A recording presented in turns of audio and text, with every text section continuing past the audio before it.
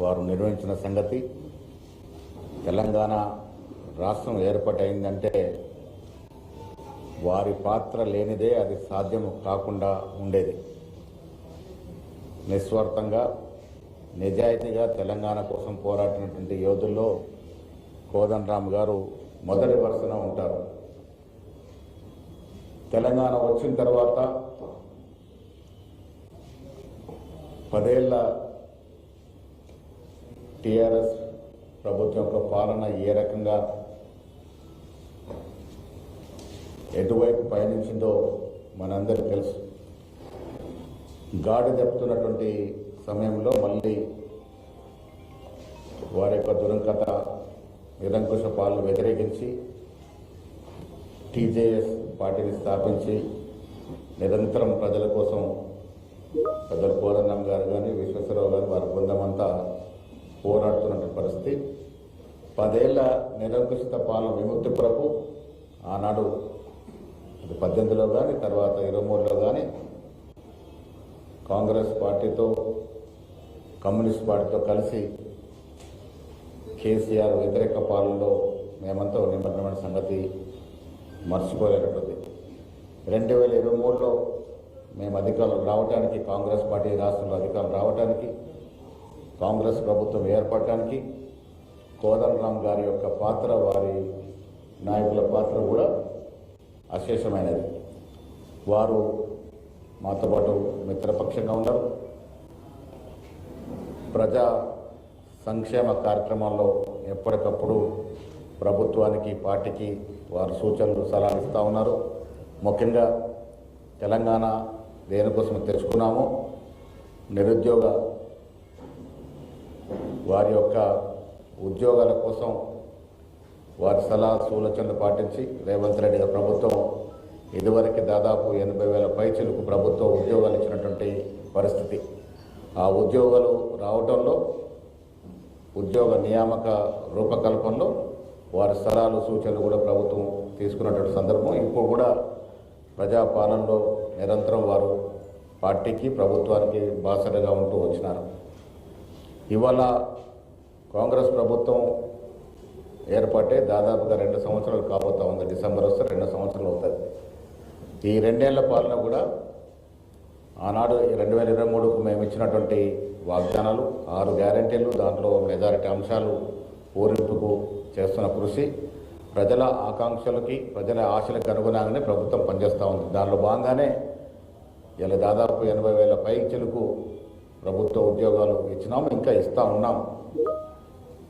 మహిళలకు ఉచిత బస్సు కానీ, సన్నబియ్య కార్యక్రమం కానీ, ఇందిరా మహిళ కార్యక్రమం కానీ, బీదలకు రేషన్ కార్డులు ఇవ్వడం కానీ, రైతు భరోసా కానీ, రుణమాఫీ కానీ, ఇంటిగ్రేటెడ్ స్కూళ్ళు కానీ, అభివృద్ధులు, సంక్షేమంలో ప్రజల ఆకాంక్షలకు అనుగుణంగా ఈ ప్రభుత్వం పనిచేస్తూ ఉంది. మాకు చేదోడు బాదుడుగా అన్ని రకాలుగా ప్రొఫెసర్ కోదండరామ్ గారు, వారి బృందం సహకారం చేస్తూ ఉంది.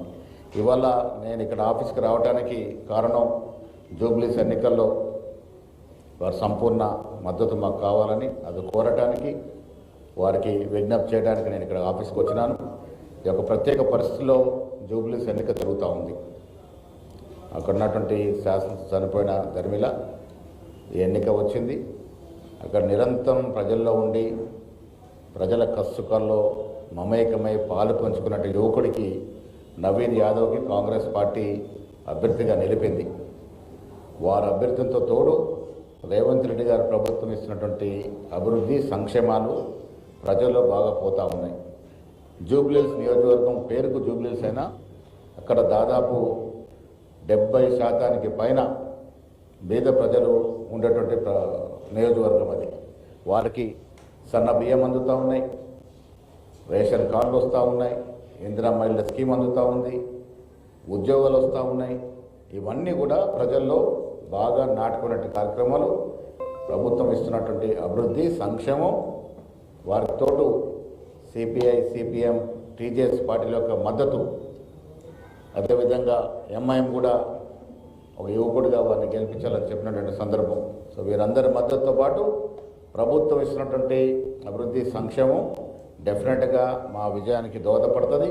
మిత్రపక్షాల మద్దతు, ప్రభుత్వ సంక్షేమం, అభివృద్ధి యువకులైనటువంటి అభ్యర్థి అక్కడ కాంగ్రెస్ అభ్యర్థి కావడం, ఇవన్నీ ధర్మిలా కనీసం 50,000కు తగ్గకుండా జూబ్లీహిల్స్ నియోజకవర్గ సీటు కాంగ్రెస్ పార్టీ గెలుచుకుంటుంది. దాంట్లో భాగంగా ఇలా పెద్దలందరి సహకారం కోరటానికి నేను ఈ కార్యాలయానికి వచ్చాను. పెద్దలు కోదండరామ్ గారిని, అదేవిధంగా విశ్వేశ్వరరావు గారిని, వారితో ఉన్న పెద్దలందరినీ కూడా జూబ్లీహిల్స్ నియోజకవర్గంలో మీ వంతు సహకారం ఇవ్వాల్సిందిగా, మీ మద్దతు, సంపూర్ణ మద్దతు ప్రకటించాల్సిందిగా, వారికి ఉన్నటువంటి ఫాలోయింగ్ అని అక్కడ ఉన్నటువంటి వారి కార్యకర్తలు, వారి అనుచరులు అంతా కూడా నిమగ్నమై జూబ్లీహిల్స్లో కాంగ్రెస్ పార్టీ అభ్యర్థి విజయం కోసం కష్టపడాలని, వారి వంతు సహకారం అందించాలని ఈ సందర్భంగా మీ సమక్షంలో వారిని కోరుతా ఉన్నాను. ధన్యవాదాలు.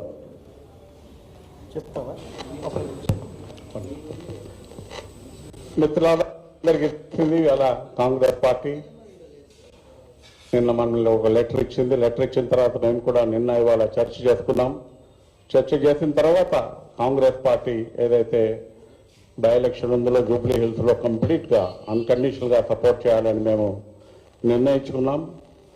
ఇంకో లార్జర్ టీజేఎస్కి ఉంది, కాంగ్రెస్ పార్టీకి ఉంది, మాకు అందరికీ ఉంది. దేశంలో ఈ ఆర్ఎస్ఎస్ బీజేపీలో ఏమాత్రమూ ఇక్కడ పవర్లో రాకూడదని RSS BJP following the agenda anti Dalit, anti Muslim, anti women agenda.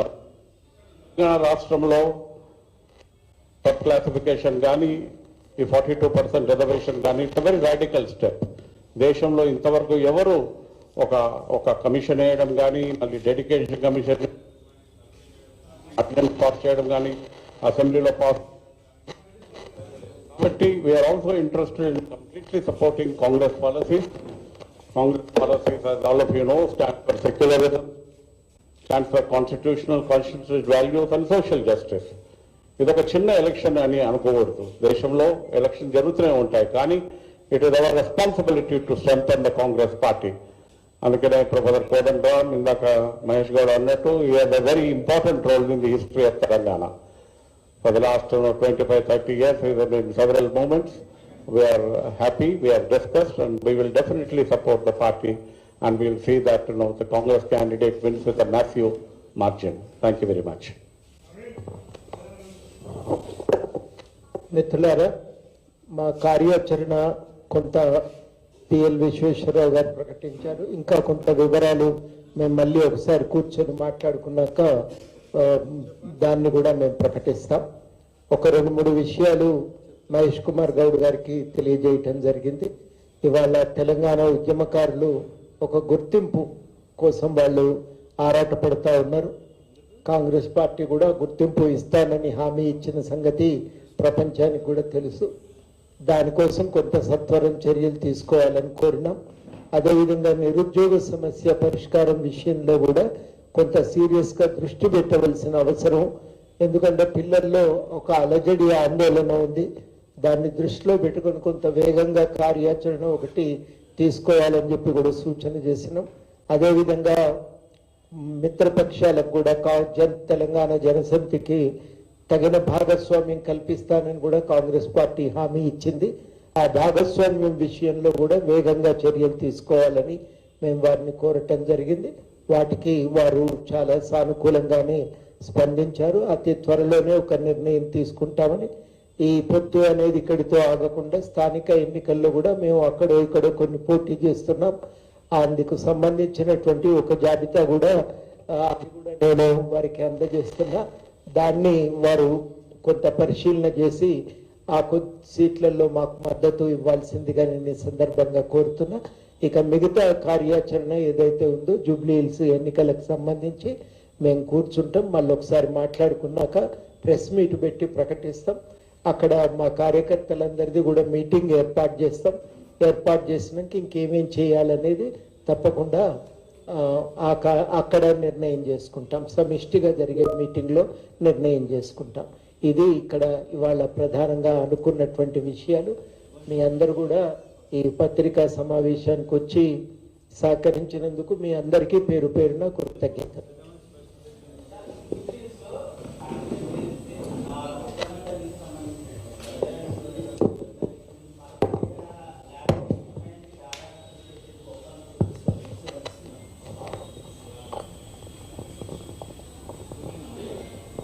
Bandi Sanjay గారు ఇప్పటికి కూడా కేంద్ర మంత్రిని మర్చిపోతారు అని మాట్లాడటం. ఎందుకు ఇస్తారండి పెద్దమ్మ తల్లి గుడి భూమిని ఎంఐఎంకి ఎందుకు ఇస్తారు? ఆరోపణ చేస్తే కూడా కొంత పస ఉండాలి, అర్థం ఉండాలి. ఏది పడితే అది కేంద్ర మంత్రి స్థాయిలో ఉండి ఏది పడితే అది ఏ రకంగా మాట్లాడతారు? అసలు సమాజంలో దేవుళ్ళ భూములు ఎంఐఎంకి ఇవ్వడం కానీ మస్జిద్ల భూములు ఆర్ఎస్కి ఇవ్వడం కానీ సాధ్యమవుతుందా? ఏం మాట్లాడుతున్నాడు ఆయన? చట్టం తెలియక మాట్లాడుతున్నా, చట్టం తెలిసి మాట్లాడుతున్నాడా? పెద్దమ్మ తల్లి గుడి ఆనాడు పి జనార్దన్ రెడ్డి కాంగ్రెస్ సిఎల్పి నాయకుడు చేసినటువంటి మంత్రి, ఒక మాజీ మంత్రి డెవలప్ చేసినట్టు గుడి అది. అదొక దేవాలయానికి సంబంధించిన భూమి వేరెవరికో ఇస్తారని ఇటువంటి చిన్న చిన్న మాటలు మాట్లాడి ప్రజల యొక్క మభ్యపెట్టే ప్రయత్నం చేస్తారంటే కేంద్ర మంత్రి స్థాయికి తగ్గదు. కాంగ్రెస్ పార్టీ పరిపూర్ణమైన లౌకికవాద పార్టీ. అన్ని మతాలు, అన్ని కులాలు, అన్ని ప్రాంతాలని సమానంగా చూసినటువంటి పార్టీ. ఇలాంటి పసలేని ప్రజల్ని రెచ్చగొట్టే మాటలు ఇప్పటికైనా కేంద్ర స్థాయిలో మంత్రి పదవిలో ఉన్నానంటే మాట ఎరిగి మాట్లాడితే మంచిదని నేను బండి సంజయ్ గారికి హితవు పలుకుతా ఉన్నాను. ఎప్పటికప్పుడు టెన్షన్ క్రియేట్ చేసి ఎప్పటికప్పుడు మతాల పద్యన విద్వేషాలు రెచ్చగొట్టి సెంటిమెంట్ రాజేసి ఎన్నికల్లో ఓట్లు వేసుకోవాలనే ప్రయత్నం చేస్తారు తప్ప మేము కేంద్రంలో మంత్రి స్థాయిలో ఉన్నాను, నేను కరీంనగర్కి పలానా ప్రాజెక్టు తెచ్చాను, కరీంనగర్కి పలానా ఇండస్ట్రీ తెచ్చాను, తెలంగాణ రాష్ట్రానికి పలానా ఇంత పెద్ద ప్రాజెక్ట్ తెచ్చానని చెప్పుకునే స్థాయిలో ఉన్నారా ఇప్పుడు? కేంద్ర మంత్రి స్థాయిలో ఉండి కూడా అవి మాట్లాడకుండా ప్రొద్దున లేస్తే దేవుళ్ళు, కులాలు, మతాలు ఇది మానుకుంటే మంచిది. కొత్త జనరేషన్ దీనికి వారు ధ్యాస పెట్టట్లే. కొత్త తరం అంతా కూడా ఏ ప్రభుత్వం వచ్చినా మాకు ఎన్ని ఉద్యోగాలు ఇస్తారు, మా జీవన సరళి, జీవన పరిమాణాలు ఎలా మారుస్తారని ఆలోచిస్తాం తప్ప ఈ మతాలు, కులాల పిచ్చిలో పడరు. వచ్చే జనరేషన్ కన్నా మనం తగిన సమాచారం ఇస్తే మంచిదని ఏదో పలుకుతాము.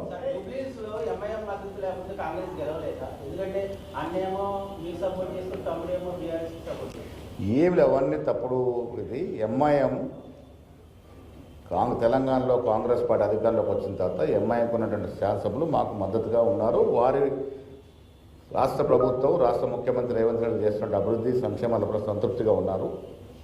దాంట్లో భాగంగానే అనుకోకుండా ఎంఐఎం వస్తుందని ఓవైసీ గారికి నవీన్ గారు తారసపడ్డప్పుడు నేను సపోర్ట్ చేస్తాను. యువకుడిగా ఆయన్ని గెలిపిస్తే నియోజకవర్గం అభివృద్ధి చెందుతుందనే ఒక ఆశాభావం వ్యక్తం చేయడం జరిగింది. దాంట్లో భాగంగా వారు మద్దతు ఇస్తూ ఉన్నారు. ఇవాళ సిపిఐ పార్టీ మాకు మద్దతు ఇస్తూ ఉంది, సిపిఎం కూడా మద్దతు ఇచ్చడానికి ఆలోచిస్తూ ఉన్నారు. డెఫినెట్గా పాజిటివ్ నిర్ణయం తీసుకుంటామని మాట చెప్పడం జరిగింది. ఇవాళ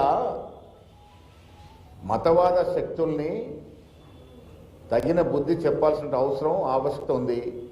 జూబ్లీహిల్స్ ఒక అవకాశం. ఇది ప్రొద్దున లేస్తే దేశ భవిష్యత్తుని యువతరాన్ని ఏ రకంగా తీర్చిదిద్దాలో ఆలోచన అసలు ఏమి చేయకుండా ఇప్పటికి కూడా మతము, కులము అనే మాటలు కేంద్ర స్థాయిలో మంత్రి పదవిలో ఉన్నటువంటి వ్యక్తులు మానుకుంటే మంచిదని నేను చెప్తా ఉన్నాను. వాళ్ళ కళ్ళకు కనపడతలేదేమో. కాంగ్రెస్ బీఫామ్ నిన్న నేనే ఇచ్చాను. గతంలో ఎంఐఎం నుంచి పోటీ చేసిండొచ్చు, అంత మాత్రం ఎంఐఏ పెడితే ఎట్లా అవుతాడు? గతంలో ఒక పార్టీ వ్యక్తులు ఇంకో పార్టీకి వస్తారు. ఇక్కడ మా పార్టీలో పోటీ చేసిన వ్యక్తులు ఉన్నారు. ఇవన్నీ కూడా చిన్న పిల్లల్ని మభ్యపెట్టే మాటలు.